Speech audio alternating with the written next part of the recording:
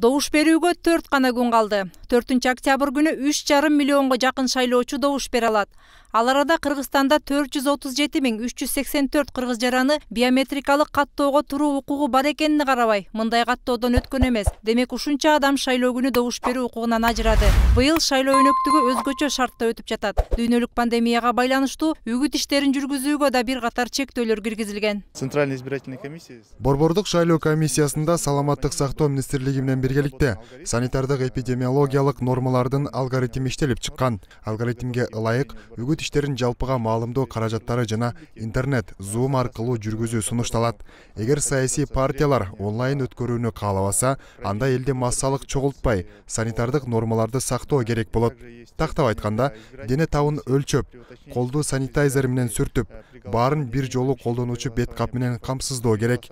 Үгүт иштери башталар алдында бардык партиялар бул боюнча эскертилген. Бул эрежелер бузулган чакта 260 миң сомдон 300 миң сомго чейин айып пулдар салынат же 2,5 жылдан 5 жылга чейин эркинен ажыратылат.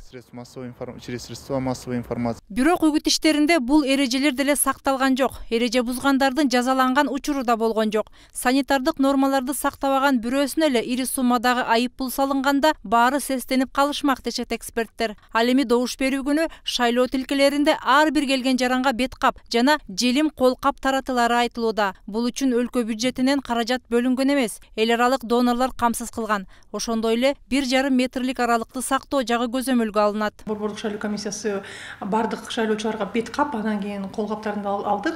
Аларды ошол кирген шайлоочунун температурасын карап, дене табын текшергенден кийин жанагындай колун тазалатып, перчаткасын карматып, эгерде бет кабы жок болсо, бет кабын берип шайлоо участкасына киргизебиз. Анан кийин эл арасында да ар кандай сөз болуп атат, ошол перчатканы бербей эле койбойсуңар, банткени идентификат түзгөнгө тоскоолдук болот депчи. Эми ал жагын биздин тилекке каршы республикалык штаб деле унчуп отурбайбы, алып туралычы, керекпи кереги жокпу, балким ошол колун жана спирт менен тазалагандан кийин эле болобу дегенчи. Ал арада форма 2 менен катталган жарандардын саны кескин өсүп, 488 миңден ашкан. КМШ байкоочулар миссиясы бул өтө көп экенин белгилеген. Шайлоо дарегин өзгөртүүнү каалагандардын санынын өсүп кеткени бул өнөктүктүн мыйзамдуу өтөөрүнө болгон ишенимди солгундатууда. Бул өнөктүккө чет өлкөдөгү мекендештерибиз да кайдыгер карабай көз салып турушат. Россиядагы, Түркиядагы жана Америкадагы кыргыздар өлкө жарандарын өздөрүнө жүктөлгөн бул атуулдук милдетин жоопкерчилик менен аткарууга чакырууда. Жакында эле Американын Филадельфия шаарында жашап иштеп жаткан мекендештерибиз флешмоб өткөрүп, кыргызстандыктарды добушун сатпай, туура тандоо жүргүзүүгө үндөгөн чакырыктарды айтышты. Эртеңки алдыдагы шайлооду таза өтсүн, адилет өтсүн деп чогулуп атабыз. Добушуңарды сатпагыла кыргыз элин. Ар нерсенин чеги болот. Мына ошол чекке биз бүгүн келип отурабыз. Биз эгер кандай тандоо кылсак, ошондон биздин жашоо ошондой болот. Эгер коррупцияны тандасак, коррумпированный жашоо болот. Эгерде чыныгы таза, илимдүү, билимдүү, акыйкаттуу адамдарды тандасак, анда ошондой жашоо болот. Ар кимиңиздер өзүңүздөрдүн добушуңуздарды сатпай, ушул эми кыргыз мамлекетибиз туңгуюкта барып тыгылып турат, туңгуюкка баратат. Ушул туңгуюктан алып чыга турган жакшы бир чыныгы элге иштей турган партияны тандайлык.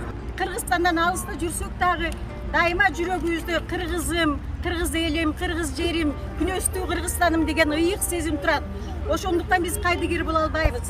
Силерди да ошого чакырабыз. Мээрим Ташыбекова, Талант Рысов, 7 канал, Бишкек.